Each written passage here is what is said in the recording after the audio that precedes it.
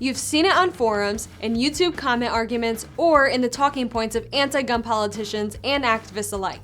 The argument that the Second Amendment only applies to muskets. Today we're gonna break down why this wild claim couldn't be further from the truth. Hey guys, it's Tiffany and you're watching One in the Chamber, the show that teaches you how to become a better gun rights activist.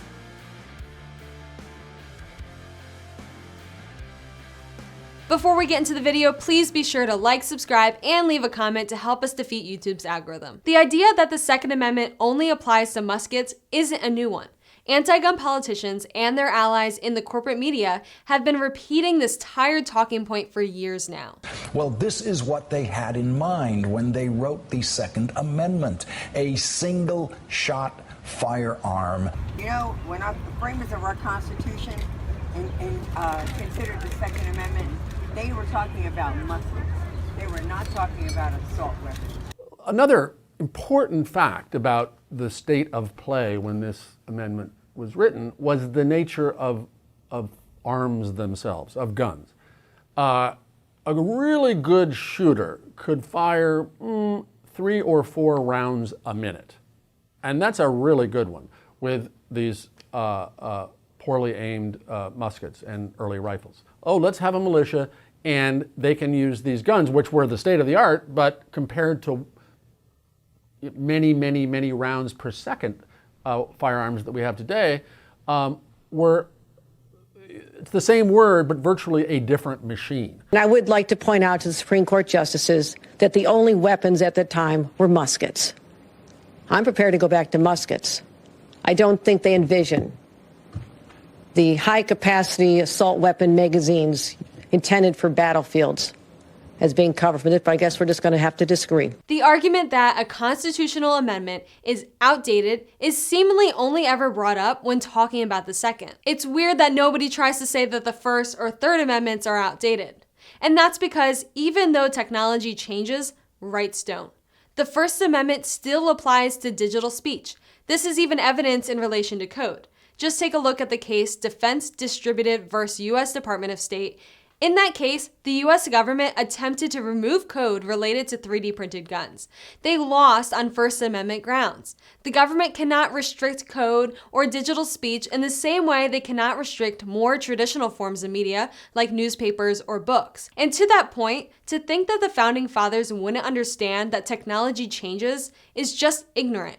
Technology in the 1700s was evolving at a rapid pace. During the lives of the founders, they would have seen the invention of the cotton gin, the steam engine, and the tools that laid the foundation for the Industrial Revolution. The idea that the founders just couldn't account for the modern technology that we have today is silly. Also, it's worth noting that during the days of the Revolutionary War and up until the mid-1800s, the US government regularly issued letters of marque to privateers. These massive private warships were often equipped with dozens of cannons. This is because the goal of the Second Amendment is an armed citizenry. The founders had just fought a war against a massive army that attempted to disarm them. The battles that started the Revolutionary War, Lexington and Concord, were fought over the British intending to suppress the possibility of rebellion by seizing weapons from colonists. To prevent a tyrannical government from taking power in their newly formed country, the founders wrote the Second Amendment into the Constitution, giving the people the right to keep and bear arms.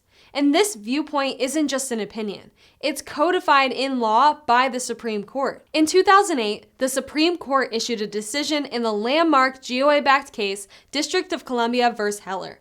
In their ruling, SCOTUS affirmed that the right to keep and bear arms was not some collective right that applied only to a militia, but an individual right. And in 2010, the Supreme Court reaffirmed this decision in the case McDonald versus City of Chicago, reversing Chicago's ban on handguns and found that the Second Amendment is incorporated by the 14th Amendment, therefore protecting those rights from infringement by state and local governments. And in 2016, the Supreme Court held in the case Caetano versus Massachusetts that the Second Amendment extends to all instruments that constitute bearable arms, even those that were not in existence at the time of the founding. And finally, and most recently, in 2022, the Supreme Court issued a decision in the landmark case NYSRPA versus Bruin.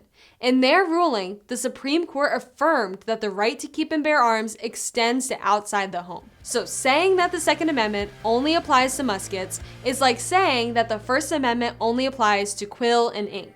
It's just not true. Anyways, that's it for today, guys. Thanks for watching. I'll see you next time.